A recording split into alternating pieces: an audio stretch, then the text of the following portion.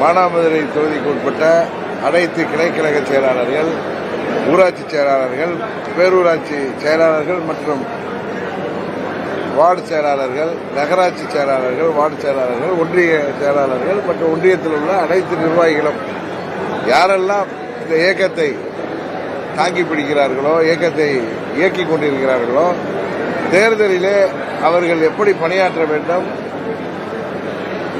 என்கிற கலந்து ஆலோசனை கூட்டம். இது செயல்வீரர் கூட்டம் அல்ல. ஆனால் தொண்டர்களும் வந்திருப்பாங்க. ஆனால் இது அடுத்த கட்டமாக செயல்வீரர் கூட்டம் தேர்தலுக்கு கொண்டு வரும். இது கம்ப்ளீட்டா நிர்வாகிகள் கூட்டம். இதோட ஏற்கனவே திருப்பத்தூர், சிவகங்கை முடிச்சிருக்கோம். இப்போ மூன்றாவதாக நமது மானாமதுரை. பாஜக தலைவர் வந்து 2021 சட்டமன்ற தேர்தலின் போது சசிகலாவும் டிடிவி தினகரனும் இறந்தா அதிமுக ஆட்சியை பிடிக்கணும்னு சொன்னது நான் தான். சொன்னது என்னுடைய மீது பலவித குற்றச்சாட்டு வைக்கிறாரு. அமித்ஷா இருக்கிற மேடையில அண்ணாமலை வந்து எடப்பாடி முதலமைச்சராக சொல்லி பேசியிருக்காரு. இதுக்கு என்ன பதில் சொல்ல போறாங்க அப்படின்னு உடனே சொல்றேன். நண்பர் நயினார் நாகேந்திரன் அவர் நான் துணை பொதுச் செயலாளராக அம்மா அவர்கள் மறைவுக்கு பிறகு அம்மாவின் கட்சியில் இருந்தபொழுது அவர் பிஜேபிக்கு போறது என்ற வந்து சொல்லிட்டு போனார். அந்த அளவுக்கு எனக்கு நண்பர். பட் அவருடைய நிலைப்பாடுகள், சமயத்தில் பேச்சுகள், அவர் கூட்டணியை சரியாக அவர் ஹேண்டில் பண்ணலங்கிறது தான் என்னுடைய குற்றச்சாட்டு. வெளியேறியதற்கு முக்கிய காரணமே எங்கள் தொண்டர்கள் எனக்கு கொடுத்த பிரஷருக்கு, அழுத்தத்துக்கு, எங்கள் நிர்வாகிகள் கொடுத்த அழுத்தத்திற்கு காரணமே நயினார் நாகேந்திரன் டெய்லி பழனிசாமியை தூக்கி பிடித்த காரணங்கள். அவர் மாண்புமிகு அமித்ஷா அவர்கள் சொல்லியதை என்ன சொல்லியிருக்காரோ, அமித்ஷா எங்கேயும் பழனிசாமியை முதலமைச்சர்னு சொல்லல. அதிமுக சேர்ந்த ஒருத்தர் தான் சொன்னார். பழனிசாமி தானே தன்னை அறிவித்துட்டு எப்படி வலது கம்யூனிஸ்ட் தலைவர் முத்தரசன் சொன்ன மாதிரி போற இடத்துல நான் தான் முதலமைச்சர், நானாம் முதலமைச்சர் இவர் தான் சொல்லிட்டு இருக்காருன்னு சொன்னாங்க. நாங்கள் இன்னும் சில பேர் சொல்றாங்க இவர் ஏப்ரல் 12 முடிவு எடுத்திருக்க முடியாது. இவங்க யார் நம்மளுக்கு சொல்றது? நான் வெயிட் பண்ணேன். ஏன்னா உங்களுக்கு நல்லா தெரியும், பாராளுமன்ற தேர்தலில் தேசிய ஜனநாயக கூட்டணிக்கு நாங்கள் சென்றதற்கு முதல் காரணமே மாண்புமிகு மோடி அவர்கள் மீண்டும் இந்தியாவின் பிரதமராக வேண்டும். அதுதான் நாட்டிற்கும், நாட்டின் வளர்ச்சிக்கும், பாதுகாப்பிற்கும் சிறந்ததாக இருக்க முடியும் என்கிற காரணத்தினால்தான் நாங்கள் அன்கண்டிஷனலா போனோம். அது நண்பர் அண்ணாமலை நாங்கள் வந்தது அவர் தான் எங்களோடு அன்றைக்கு பேசி, நாங்கள் டெல்லி தலைவர்கள் கூட சந்திக்கவில்லை, நானும் ஓபிஎஸ் அவர்களும். அவர் டெல்லியில் பேசி அவர்களோடு பேசிவிட்டு எங்களை அந்த அணியில் இணைத்தது அப்பொழுது மாநில தலைவராக இருந்தார் நண்பர் அண்ணாமலை. இன்னும் சில பேர்லாம் சொல்றீங்க அண்ணாமலை பின்னணியில் இருக்காரு. அப்படிலாம் கிடையாது. நான் சுதந்திரமானவன் எல்லோருக்கும் தெரியும். இதுல என்னன்னா, இத்தனை பேர் தமிழ்நாட்டில் ஊடகத்தைச் சேர்ந்தவர்களும் அரசியல் நோக்கர்களும் நான் பழனிசாமியை ஏற்றுக்கொள்வேன் என்று நம்பியது எனது தவறல்ல, அவர்கள் தவறு. இந்த கட்சி ஆரம்பிக்கப்பட்டதே அது அண்ணன் நயினார் நாகேந்திரனுக்கு சேர்த்து சொல்றேன். பழனிசாமியின் துரோகத்தை எதிர்த்து ஆரம்பிக்கப்பட்ட கட்சி. எப்படி நாங்கள் பழனிசாமியோடு முதலமைச்சராக ஏற்றுக்கொண்டு போக முடியும்? நீங்க கூட கேட்கலாம், 22 தேர்தலில் நீங்க எந்த தியாகத்துக்கு தயார்னு சொன்னீங்களே, அப்பொழுது டெல்லியில இருக்கிற நலம் விரும்பிகள் நான் பேசியிருக்கேன். அம்மாவின் ஆட்சி மீண்டும் வர வேண்டும் என்றால் நீங்கள் இந்த கூட்டணிக்கு வர வேண்டும் சொன்னாங்க. எனக்கு ஒன்று, நான் வந்து தவறு செய்யலைங்க. இந்த கட்சியை விட்டு வெளியேற்றியவர்கள் எங்களால் ஆட்சி பொறுப்பில் இன்றைக்கு இருப்பவர்கள், அவர்கள் திருந்த வேண்டும். எனக்கு தெரியும் பழனிசாமி எப்படி என்னிடம் கூட்டணிக்கு வருவார். எங்களுக்கு துரோகம் செய்த பழனிசாமி என்னை சந்திக்கவே அவர் தயங்குவார். சரியா? கேளுங்க, நம்ம டீட்டெயில்டா சொல்லணும். அதனால எனக்கு தெரியும். இருந்தாலும் இவங்க கட்சியிலே உள்ள நிர்வாகிகள் யாரும் நாம் அம்மாவின் கட்சியோடு இணைந்து செல்ல வேண்டும் என்று நினைத்தால் அவர்களுக்காக நான் ஒத்துக்கொண்டேன். பட் எனக்கு தெரியும் நடக்க போறதில்லைன்னு. 21 தேர்தலில் நாங்கள் போட்டிட்டோம். நாங்கள் வேண்டுமானால் வெற்றி பெற முடியாமல் போயிருக்கலாம். ஆனால் அன்றைக்கு அதிமுக வெற்றி பெற முடியாமல் போனதற்கு காரணம் என்ன என்பது தமிழ்நாட்டு மக்களுக்கு தெரியும். நாங்கள் விட்டுக் கொடுக்க தயாராக தான் இருந்தோம். நான் போட்டியிடக்கூட இல்லை என்று சொன்னேன். ஏன்னா நான் பழனிசாமியை ஏற்றுக்கொள்ள முடியாது. எங்கள் கட்சியைச் சேர்ந்தவர்கள் போட்டியிட விரும்பினால் போட்டியிட சொன்னேன். அது நயினார் நாகேந்திரனுக்கு சொல்லிக் கொள்கிறேன். அன்றைக்கு அமித்ஷா அவர்கள் தான் எல்லோரையும் ஓரணியில் இணைக்க வேண்டும் என்று முயற்சி செய்தவர்கள். எனக்கு சொல்றாரு தவிர அமித்ஷா அப்படிலாம் செய்யற சொல்லலன்னு. அமித்ஷா அவர்கள் அந்த முயற்சி எடுத்தார்கள். அதை தெரியும். இங்க யார் எனக்காக பேசியது அப்பதான் நயினார் செலக்டிவ் அம்னீசியாவா இல்ல தூக்கத்தில் இருந்தாரான்னு தெரியாது.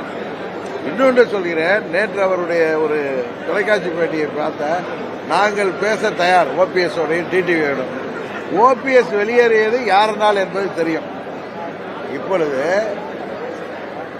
அவர் ஓபிஎஸ் இவர் அமமுகங்கிறது தனி கட்சி, இவருக்கு ஓபிஎஸ்க்காக பேசுகிறார்.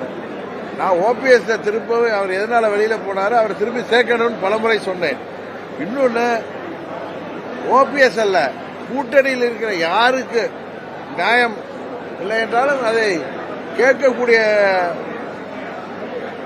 கூட்டணி கட்சியில் உள்ளவன் நான். இன்னொன்னு, நான் யாருக்காகவும் எதற்காக இந்த சமரசம் செய்து கொள்ள மாட்டேன். எங்கள் தொண்டர்கள், எங்கள் நிர்வாகிகள் விருப்பம் தான். இப்ப ஓபிஎஸ்க்காக எதுக்கு இவர் பேசுறாருன்னு சொல்றப்பயே அவருடைய மனநிலை தெரியுது. அவர் சும்மா வெளியில சொல்றாரு அவர் வரணும், நாங்க பேச தயார். இவர் என்ன பேச தயார் மீடியாவில் சொல்றீங்க? நீங்க நாங்கள் இருக்க வேண்டும் என்று நினைத்திருந்தால், இன்னும் சொல்ல போனால் நீங்கள் டெல்லியில சென்று தலைவர்கள் உங்களை அழைப்பார்கள், சந்திக்க வேண்டும் சொன்னப்ப நயினார் அவர்களே போன்ல சொன்னார், நான் போய் டெல்லி தலைவர்கள் சந்திக்கிறதுனால ஒன்னும் ஆயிட போவதில்லை, இல்லன்னா கீழே எல்லாம் சரியாகும்னு சொன்னாரு. கீழே எல்லாம் நான் சொன்னேன், அமமுகவுக்கும் பாஜகவுக்கும் எந்த பிரச்சனை இல்லையே, நான் டெல்லியில போய் தலைவர்களை சந்திப்பதனால் அதிமுகவோடு எப்படி எங்கள் தொண்டர்கள் ஒன்று போவார்கள்? நீங்கள் பேசுவதை மாண்புமிகு அமித்ஷா அவர்களை தாண்டி நீங்கள் அவர் சொன்னதை தாண்டி நீங்களாக பேசுகிறீர்கள். அன்றைக்கு சில பேர் கேட்கிறாங்க, என்ன திடீர்னு நீங்க அறிவிச்சீங்களேன்? அப்படி இல்லை, 4 மாதங்களாக நான் எல்லாம் சரியாகும். டெல்லியை சேர்ந்தவர்கள் தமிழ்நாட்டின் நிலைமை, மக்களின் மனநிலை எல்லாவற்றையும் முதலமைச்சர் வேட்பாளர்களை மாற்றுவதற்கு வாய்ப்பு இருப்பதாக நடந்தது. ஏன்னால் அமித்ஷா அவர்கள் சொன்னது, அவர் பேட்டியில சொன்னது அதிமுகவை சேர்ந்த ஒருவர் சொன்னார். அது பழனிசாமியாக இருக்கிற பட்சத்தில் நீங்க கேட்கலாம். அதை கூட அதான் சொன்ன, அமித்ஷா அவர்கள் அறிவிக்கின்ற வேட்பாளரை நான் ஏற்றுக்கொள்ளும் பட்சத்தில், நாங்கள் ஏற்றுக்கொள்ளும் பட்சத்தில் தான் அறிவிப்போம். நான் கிளியரா சொல்லியிருக்கேன். இன்னொன்னு, என்ன நிறைய பேருக்கு புரியல, நாங்கள் வெற்றி தோல்விகளை தாண்டி அரசியலை பார்ப்பவர்கள். என் கூட இருக்கிற நிர்வாகிகள் எம்எல்ஏ ஆகணும், எம்பி ஆகணும்னு நினைக்கிறவங்க யாரும் இல்லை. அது மாதிரி இருந்ததெல்லாம் வெவ்வேறு இடத்துக்கு ஓடி போய் சேர்ந்துட்டாங்க, பதவிக்காக இருந்தவர்கள். இங்க இருக்கிறவங்க, எங்க கூட இருப்பவங்க, நான் எந்த காரணத்திற்காக இந்த இயக்கத்தை ஆரம்பித்தோமோ அதை அடையும் வரை ஓய மாட்டேன் என்று என்னோடு பயணிப்பவர்கள். ஆளுங்கட்சியாக இருந்த பொழுது, 4.5 ஆண்டு ஆளுங்கட்சி இருந்த பொழுது, ஆளுங்கட்சி அதன் பலாபலன்களை எல்லாம் தூக்கி எறிந்துவிட்டு என்னோடு வந்த 18 எம்எல்ஏல இன்னைக்கு 8 பேர் 9 பேர் என்னோட தான் இருக்காங்க. என்ன அருமை நண்பன் வெற்றி இன்றைக்கு இல்ல. இன்னும் விளாத்திக்குளம் சட்டமன்ற உறுப்பினராக இருந்த சகோதரி உமாமேஸ்வரி அரசியலிருந்தே ஒதுங்கிவிட்டார். அதுபோல 2-3 பேர் வேற கட்சிக்கு போயிட்டு இருக்கலாம். ஆனால் என்னோடு இருக்கின்ற 9 பேருக்கு நான் பதில் சொல்லியாக வேண்டும். எங்கள் இயக்கத்தில் எனக்காக என்னோடு தொடர்ந்து போராடி வருபவர்களுக்கு நான் சரியாக வழிநடத்த வேண்டும். நான் எப்படி பழனிசாமி ஏற்றுக்கொள்ள முடியும்? ஏன்னா யாருக்கு, உங்களுக்கு எல்லாம் ஊடகத்தில் உள்ளவங்களுக்கு எல்லாம் தெரியாதா? இன்னொன்னு, செப்டம்பர் 1ஆம் தேதி ஏன் சொன்னா, அதே இடத்தில் பூலித்தேவன் நினைவிடத்தில் நயினார் என்ன சொல்லியிருக்காரு, பழனிசாமி தான் எங்க கூட்டணி தலைவர், அவர் எடுக்கின்ற முடிவு தான் எங்கள் முடிவுன்னு பேசுறதுக்கு அப்புறம் அங்கு நாங்கள் இருக்க முடியுமா? நயினார் நாகேந்திரன் திட்டமிட்டே நாங்கள் வெளியேற வேண்டும் என்று செயல்பட்டிருக்கிறார். அதனாலதான் நேற்று அவர் பேசிய பேட்டியில நாங்கள் பேச தயார். ஓபிஎஸ் அவர்கள் பிரதமர் வந்த பொழுது அவரை சந்திப்பதற்காக மாநில தலைவரிடம் டெலிபோன் பண்ணப்போ ஓபிஎஸ் போனை எடுக்கல. அவர் நான் பேசுன்னு சொல்லி மெசேஜ் போட்டிருக்கார்.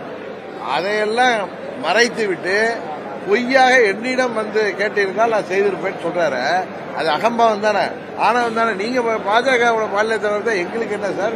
ஓபிஎஸ் கேட்டா ஓபிஎஸ் அதெல்லாம் வெளியிடுற அளவுக்கு அநாகரிகமானவர் அல்ல.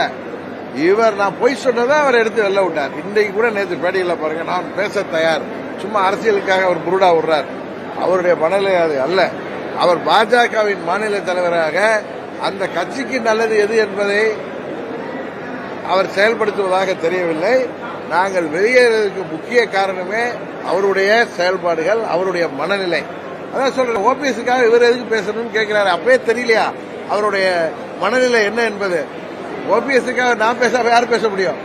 நாங்க 2 பேரும் ஒன்றாக செயல்படுவேன் என்று சொல்லியிருக்கோம். இன்றைக்கு ஓபிஎஸ் நானும் ஒன்னாதான் அந்த கூட்டணிக்கு போனோம். எனக்காக தேனி தொகுதியை விட்டு கொடுத்தவர் ஓபிஎஸ். அவர் மகன் வெற்றி பெற்ற தொகுதியை நான் போட்டியிட வேண்டும் என்று எனக்காக வெற்றி கொடுத்து விட்டு அங்கே ராமநாதபுரத்தில் சுயேட்சை சின்னத்தில் இருந்தவர். நாங்கள் இருவரும் ஒன்றாகத்தான் எல்லா முடிவையும் எடுப்போம், நாங்கள் ஒன்றாக பயணிக்கப் போகிறோம் என்று 2 வருடத்துக்கு முன்னாடியே சொல்லியிருக்கோம். அவருக்கு நான் குரல் கொடுக்காமல் யார் பேச முடியும்? அவருக்கு அநீதி நடந்திருக்கிறது, அவர் அவமானப்படுத்தப்பட்டிருக்கிறார், அவருடைய சுய கௌரவம் பாதிக்கப்பட்டிருக்கிறது என்று சொன்னா அவருக்காக இவர் ஏன் பேசுகிறார் என்று கேட்பதிலிருந்து நயினார் நாகேந்திரன் நாங்கள் அங்கு தொடர்வதை விரும்பவில்லை என்பது தெரிகிறது. இன்னொரு இது பேசுறாங்க, இதற்கு அண்ணாமலை பின் அல்ல. அண்ணாமலை முதல் நாளிலிருந்து அண்ணன் அவசரப்பட வேணாம், அண்ணன் சற்று பொறுமை காருங்கள், உங்களுக்கு உள்ள மரியாதை கிடைக்கும். நான் அவர்கிட்ட சொல்றேன், இல்ல ரைட் பிரதர், பழனிசாமி முதலமைச்சர் ஆகிட்டு நான் ஏற்றுக்கிட்டு நாங்கள் வர முடியும். என்ன எங்களை நீங்க எங்கள் கட்சியை அழைத்துக் கொண்டு எங்களை தற்கொலைக்கு சமமான முடிவை நாங்கள் என்றைக்கு எடுக்க முடியாது. அவர்கிட்ட சொல்லியிருக்கார். அவர் என்ன சமாதானப்படுத்தார்? அவர் தலைவராக இருந்த பொழுது அவர் நடுநிலையோடு செயல்பட்டார், எங்களது தேவையை உணர்ந்திருந்தார். எங்களுக்கு கூட்டணி கட்சி தலைவர்களுக்கு உரிய மரியாதை யாராக இருந்தாலும், அது நானாக இருந்தாலும் சரி, ஐயா வாசனாக இருந்தாலும் சரி, ஜான் பாண்டியனாக இருந்தாலும் சரி, சகோதரர் ஏசிஎஸ் ஆக இருந்தாலும் சரி, எந்த கட்சிக்கும் அவர் மிகவும் தன்மையாக நடந்து கொண்டவர். நாங்கள் இவரிடம் எதிர்பார்ப்பது யதார்த்தத்தையும் தன்மையும் தான். இவர் ஏதோ ஒரு அகம்பாவத்தில் பேசினால், பன்னீர்செல்வத்தை என்னிடம் கேட்டு இருந்தால் நான் வாங்கி கொடுத்திருப்பேன் என்று சொல்வதே ஆணவமா இல்லையா? அதனால்தான் சொல்கிறேன், நாங்கள் டிசம்பர் வரை பொறுத்திருப்போம் சொன்னேன். ஆனால் எங்கள் தொண்டர்களும் நிர்வாகிகளும் நயினார் நாகேந்திரன் பேச்சும் அந்த துரோகம், ஊரெல்லாம் போய் பேசுகிறதையும், ஆணவத்தில் ஆடுவதையும், அகங்காரத்தில் பேசுவதையும், பேயாட்டம் போடுவதையும் பார்த்தால் எப்படி நாங்கள் அமைதியாக இருக்க துரோகம் நியாயப்படுத்தப்படுவதாக நினைத்து வெளியேறினோம். அதுக்கு முழு காரணம் திரு நயினார் நாகேந்திரன் அவர்கள் தான். இதை நான் யாரிடம் சொல்ல தயாராக இருக்கிறேன்? அவர் பழனிசாமி போதும், அது பெரிய கட்சி போதும், 21 தேர்தலில் அவங்க அழைச்சிருக்காங்க, ஜெயிச்சிட்டோன்னு நினைக்கிறார். இன்றைக்கு தமிழ்நாட்டு மனநிலை என்ன என்பதை அவருக்கும் புரியவில்லை, அவர்களை சேர்ந்தவர்களுக்கும் புரியவில்லை. அதனால் எங்கள் பின்னணியிலே அண்ணாமலை இருக்கிறார் என்று யாராவது பேசினால் அவர்களுக்கு அரசியல் தெரியவில்லை என்ற அர்த்தம். அதுபோல செங்கோட்டையனுக்கு பின்னால் பாஜக இருக்கிறதுங்கிறாங்க, அப்படின்னா நான் வெளியேறினதுக்கு பின்னால் யார் இருக்கா? இது மாதிரி நீங்க யூகங்களுக்கெல்லாம் நான் கிளியரா நேற்று பார்ப்பதுக்கு நான் எல்லாத்தையும் சொல்லிட்டேன். இதுக்கு மேல நான் சொல்லுவதற்கு ஒன்றுமில்லை. எங்கள் வழியில் நாங்கள் செல்கிறோம், கரெக்டா? அவ்வளவுதானே தவிர எங்கள் தொண்டர்களும் எங்கள் நிர்வாகிகளும் எத்தனையோ சோதனைகளை தாண்டி என்னோடு பயணிப்பவர்கள் மீறி நான் எந்த முடிவையும் எடுக்க முடியாது. அவர்களை எதிர்காலம் கருதி நான் நல்ல முடிவு எடுப்பேன். உறுதியாக சந்திப்பேன். அவரோட நான் தொலைபேசியில் கூட தொடர்பு கொண்டு உங்களுடைய எண்ணம் சரி, அது கட்சியையும் தாண்டி தமிழ்நாட்டு மக்களின் எண்ணமும் அதுதான், உங்களுக்கு அமமுகவுடைய ஆதரவு நான் சொல்லியிருக்கேன். எடப்பாடி பழனிசாமி முதல்வராக இருந்தால் இருக்க மாட்டேன் கிளியரா சொல்லிட்டேன்.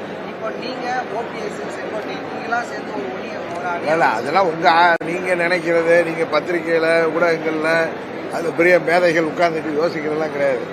நானும் ஓபிஎஸும் அந்த பக்கம் தள்ளப்படுகிறார்கள். நான் எதை நடுநிலையா பேசுவேன், யதார்த்தத்தை பேசுவேன். விஜய் அவர்கள் அவர் கட்சி ஆரம்பித்த காலத்திலிருந்து நான் சொல்கிறேன், அவருக்கு மக்கள் தான் முடிவு பண்ண வேண்டும். இன்னொன்று, எங்களை விமர்சிக்காதவர்களை பற்றி நாங்கள் விமர்சிக்கிறோம். நேற்று கூட நான் சொன்னது, ஒரு பத்திரிகை துறையை சேர்ந்த நண்பர் அவர் தலைமையை ஏற்றுக்கொண்டு நீங்க போவீர்களான்னு கேட்டது, ஒருவரை ஏன் இப்படி குறைச்சு பேசுகிறீர்கள்? நீங்க தானே சொல்றீங்க அவருக்கு 15% இருக்கு, 20% இருக்குன்னு, எதுக்கு அவரை அப்படி பேசுறீங்க? ஏன் அவன் கூட போனா என்ன? புரட்சி தலைவர் கட்சி ஆரம்பிச்ச போது அவர் புரட்சி தலைவரோட கம்பேர் பண்ணி சொல்லல, அவரோட மூத்த கம்யூனிஸ்ட் தலைவர்கள் கல்யாண சுந்தரம் எல்லாம் பயணம் செய்திருக்காங்க. ஏன்னா அரசியல்ல அனுபவம் என்பது ஒரு பக்கம் இருந்தாலும் இதுல ஒன்றும் இத்தனை வருஷம் கட்சி நடத்தினாதான் எலெக்ஷன்ல நிக்கலாம்னு கிடையாது. அவரும் ஒரு மக்கள் விரும்புகின்ற நடிகர். அவரு ஒரு துணிச்சலா ஒரு கட்சி ஆரம்பிச்சிருக்காரு. எத்தனையோ பேர் பயப்படுறப்ப அவர் வந்து ஆரம்பிச்சிருக்காரு. அதை போய் நம்ம பார்த்து பொறாமைப்பட வேண்டிய அவசியம் என்ன? அவர் விஜயகாந்தை போல ஒரு இம்பாக்டை உருவாக்கலாம்னு சொன்னது நான் யதார்த்தம். இது வந்து விஜய் நோக்கி நகர்வதோ அப்படின்னு அவங்கவுங்க மூளைக்கு யோசிச்சு இவங்க டிபேட்டை நடத்துறதுக்கு பேசுறதுக்கெல்லாம் நாங்கள் பொறுப்பல்ல. நாங்கள் என்ன செய்கிறோம் என்பதை பொறுத்திருந்து பாருங்கள். நீங்கள் நினைக்காத ஒரு கூட்டணி எல்லாம் அமைய வாய்ப்பு இருக்கிறது. அம்மா மக்கள் முன்னேற்ற கழகம் இந்த தேர்தலில் வெற்றி முத்திரை பதிக்கும். நாங்கள் எந்த கூட்டணியில சேர்கிறோமோ அந்த கூட்டணி தான் வெற்றி கூட்டணியாக இருக்க போகிறது என்பதை மாத்திரம் இந்த நேரத்தில் சொல்லிக்கிறோம். பிரிவின் போது இபிஎஸ்ல போயிட்டு எல்லாரும் இந்த 6 பேர் பேசணும்னு சொன்னது செங்கோட்டையன் சொல்லியிருக்காரு. ஆனா அவர் இபிஎஸ் என்ன சொன்னா அவர் சொல்றது எனக்கு பச்சை பொய் அப்படின்னு சொல்லியிருக்காரு. அது அங்க உள்ள மற்ற 5 பேர் இருக்காங்களா, அவங்கதான் அதை வந்து வெளிப்படையா சொல்லணும். இன்னொன்னு சொல்லிக் கொள்கிறேன், எனக்கு அந்த துரோகம் செய்த ஒருவரை தவிர அவரை சேர்ந்த ஒரு சிலர் இருக்காங்க. அவங்களை தவிர யார் மேலே எனக்கு வருத்தம் இல்லை, கோபம் இல்லை. ஆனால் அவர்கள் இப்படியே அமைதி காத்தால் அம்மாவின் இயக்கம் இந்த தேர்தலுக்கு பிறகு மிகவும் பெரிய பின்னடைவை சந்திக்கப் போகிறது. அப்பொழுது உங்களுக்கு கை கொடுக்க நாங்கள் தான் வரப்போகிறோம். தேர்தலுக்கு முன்னரே விழித்துக் கொள்ளுங்கள், உங்களிடம் பணபலம் இருக்கிறது, இரட்டை இலை இருக்கிறது அப்படி என்றெல்லாம் நம்பி இரட்டை இலை இதுவரை சிதைத்துக் கொண்டு வந்து விட்டீர்கள். நீங்கள் உணருங்கள், இல்லை என்றால் நாங்கள் அதற்கு பொறுப்பாக முடியாது என்பதை மாத்திரம் அங்குள்ள தொண்டர்களுக்கும் நிர்வாகிகளுக்கும் நான் இந்த நேரத்தில் சொல்வது எனக்கு கடமை என்று நினைக்கிறேன். உங்களோட கட்சியில வந்து உங்களை நம்பி இருக்கிறவங்களுக்கு நான் வந்து தொண்டர்களுக்கு உறுதியா இருப்பேன்னு சொல்லியிருக்கிறேன். அதே நேரத்தில் அதிமுக பயணிக்கிறவங்க எல்லாத்தையுமே வந்துட்டு இந்த ஆதரவு ஒன்றிணைக்கணும்னு சொன்னீங்கன்னா உங்க கட்சியில வராங்க. இன்னொன்று சொல்றேன், பழனிசாமியும் அவரை சேர்ந்தவர்களும் எங்கள் கட்சியை அழிப்பதற்கு எவ்வளவு முயற்சி செய்யறான்னு தெரியும். எங்க கட்சியில இருப்பவர்களை ஒரு மாவட்ட செயலாளர், நாகப்பட்டினத்தில் உள்ள மாவட்ட செயலாளர் செயல்பாடு சரியில்லை என்று நாங்கள் மாற்ற போறோம்னு தான் அவங்களை உங்கள் கட்சியில சேர்க்கிறீங்க. அதுபோல மதுரையில் உள்ள எங்க ஒரு மாவட்ட செயலாளர் நீக்க போறது தெரிஞ்சது அவரை அங்க பிடிச்சிட்டு போறீங்க, புள்ள பிடிக்கிறவங்க மாதிரி. இது போல எங்க நிர்வாகிகளை விலை கொடுத்து வாங்குகிறீர்கள் அவர்களுடைய தேவைகளை அறிந்து. இது எங்கள் கட்சி, அதாவது நாங்கள் தேசிய ஜனநாயக கூட்டணியில் இருக்கிறப்ப செய்வார்களை எப்படி நம்பி எங்கள் தொண்டர்களும் எங்கள் நிர்வாகிகளும் வருவார்கள்? இதெல்லாம் டெல்லியில் உள்ளவர்களுக்கு தெரியாமல் இருக்கலாம். நாங்கள் எங்கள் கட்சி தொண்டர்களுக்கு கட்டுப்பட்டவர். எத்தனையோ சோதனைகளையும் எத்தனையோ பின்னடைவுகளை தாண்டி என்னோடு நிற்பவர்களுக்காக நான் வந்து முடிவெடுப்பேனே தவிர எனது சுய லாபத்திற்காக நான் எந்த முடிவும் எடுக்க மாட்டேன். என்னை தாங்கி பிடிக்கின்ற இயக்கத்திற்காக நான் எந்த ஒரு முடிவையும் செய்வேன். 10 நாள் காலக்கெடு இபிஎஸ் கொடுத்திருக்கீங்க கட்சிக்கா?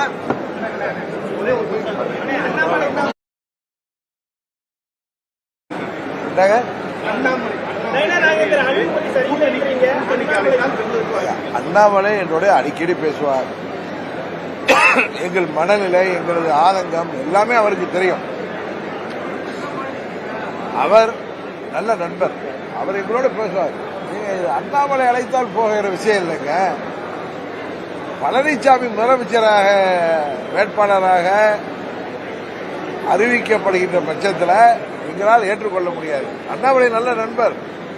அவர் எங்கள் கட்சிக்கு கூடாத ஒரு விஷயத்தை நாங்கள் சூசைட் படிக்கிற மாதிரி விஷயத்தை அவர் எப்படி எங்கள்கிட்ட பேசுவார்? கரெக்டா? அதுதான் உண்மை. பழனிசாமி முதல்வர் வேட்பாளர் தான் நாங்களால் எப்படி ஏற்றுக்கொள்ள முடியும்? வேற யாரோ ஒருவர் இருந்தால் கூட எங்களுக்கு பிரச்சனை இல்லை. பழனிசாமி முதலமைச்சராக இருந்தால் நாங்கள் எப்படி கூட்டணி சொல்ல முடியும்? அதனாலதான் வெளில வந்து, வேற ஒன்றும் இல்லை. யார முதல்வர் வேட்பாளர் இருக்கலாம் நீங்க நினைக்கிறீங்க? இல்ல அதெல்லாம் எனக்கு தெரியாது. அவங்க கட்சியோட சொல்லிக்கிறாங்க.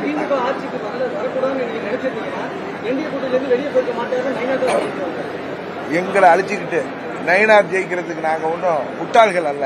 எங்களை மதிக்காதவர்களை யாரா இருந்தாலும் நாங்கள் எதிர்கொள்வோம்.